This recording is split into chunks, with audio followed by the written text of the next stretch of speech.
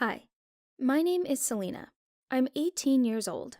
Remember the summer after graduation when school is behind you but adulthood hasn't started yet? For me, it was a chance to realize my dream. I always wanted to save people, but I didn't think that it would ruin my entire life. One time, my trainer asked me to take his place on duty. It was my first real assignment.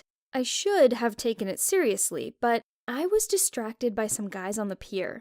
One of them had ripped abs and tattoos. A real bad boy. I was watching him. He started doing jumps into the water, but jumping from the pier was prohibited. I should have stopped him, but it was so cool. He was about to jump again. He did another backflip and disappeared into the water. I waited for him to surface, but it didn't happen.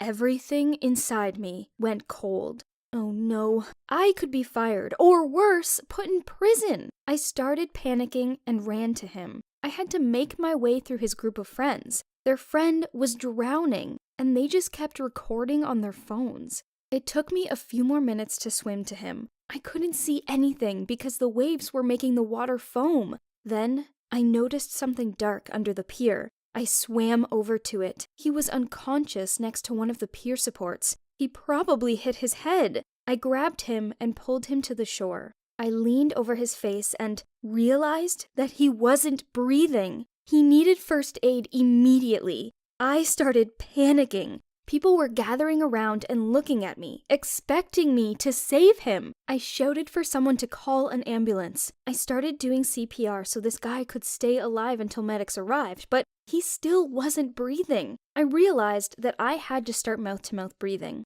I was really worried because his life was depending on me. I begged him to take a breath. Suddenly, he started coughing and spit water out on me. It was disgusting. But I was so happy. He was alive. The guy opened his eyes and looked at me. I didn't know what else I could do for him. Fortunately, the ambulance arrived quickly. I sat on the pier for a long time and thought about that boy. I still had his blood on my swimsuit. Now that he was safe, I thought about how tender his lips were. I didn't know that I would regret not letting him drown. The next day, I was afraid to go to work. I had messed up and was sure they were going to fire me. My trainer looked very angry. It turned out that he had been reprimanded because of me. After all, technically, it was his fault. He had dumped his work on the trainee. It seemed that I had gotten off easy. I decided to find out whether that guy was okay. His name was Chad. I saw him in the hospital bed, and my heart sank. His face was very pale, with black circles under his eyes. He looked very weak, but he opened his eyes and smiled at me. I was embarrassed and wanted to run away, but he asked me to come over to him. It was awkward for me, but I sat on the edge of the bed and took his hand. He thanked me for saving him, and I asked how he was feeling. We talked, and his gaze made me feel very uneasy. He had a look of doom in his eyes, but then it went away. Something was tormenting him. For a while we were silent, and then I realized that he was crying. Yesterday he was the coolest guy on the beach, but today he looked broken. I tried to cheer him up. I told him that this was nothing and a new scar would only help his reputation as a bad boy. It hurt me to see him like that, and I wanted to help.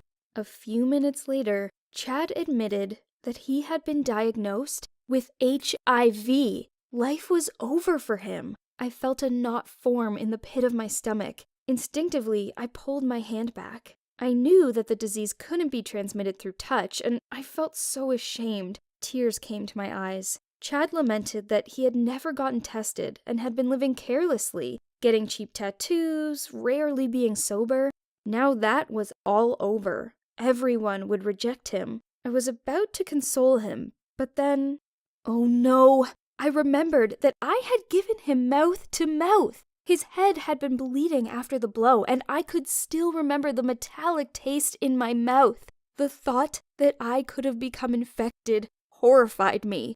Chad didn't understand why I was acting like I was. He could only remember that I had pulled him ashore. I told him everything, and his face contorted in shock. That didn't make it easier for me. I got so angry that I started yelling at him.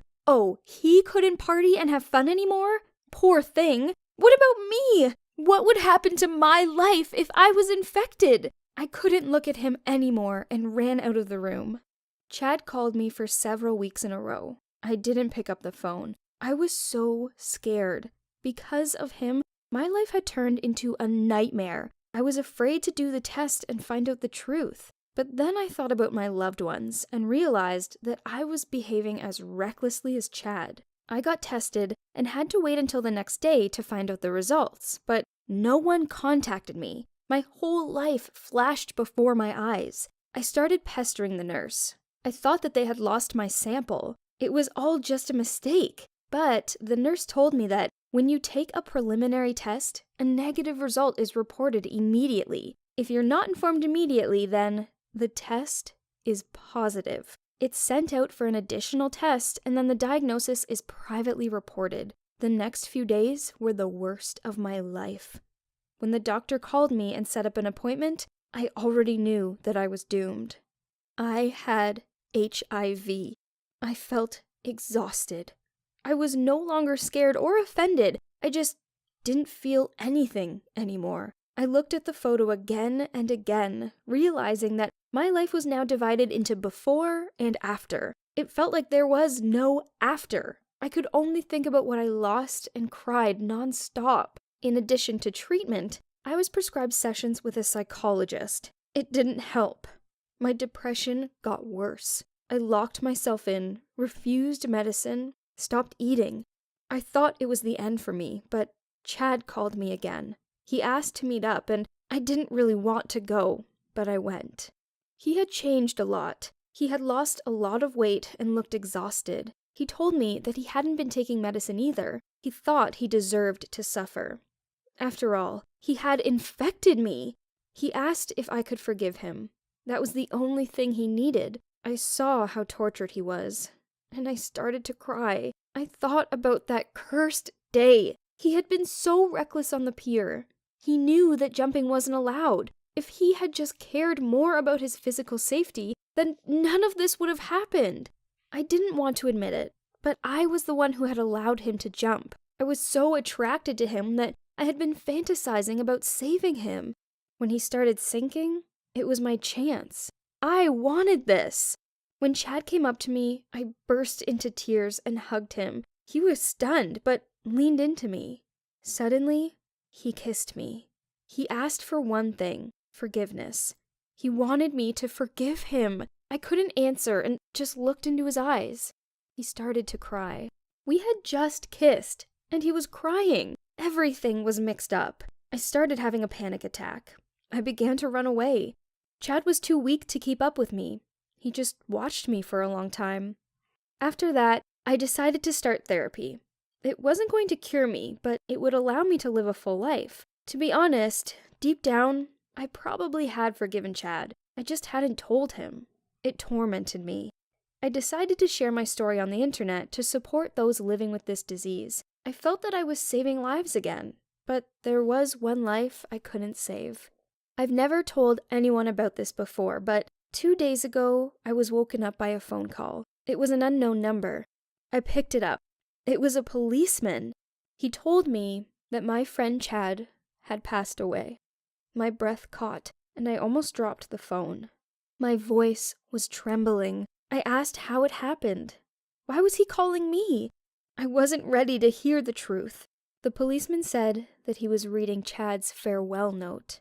Then, the note was handed to me. Chad had written that the day on the pier was both the worst and the best in his life. He realized that he loved me and would never forgive himself for what he had done to me. He was very grateful that I had given him another 6 months of life when I pulled him out of the water, but he was tired of waiting for the inevitable and decided to take matters into his own hands. In the last line, he asked me for forgiveness. At that moment, I burst into tears. I felt infinitely miserable and remembered our kiss. It was a farewell kiss. I realized that he had known what he wanted to do with himself. He had planned everything, and my forgiveness was so important to him. I really had forgiven him, but it was too late. In a way, I felt guilty. I lost the will to live again. I hope for your support. And thanks for listening.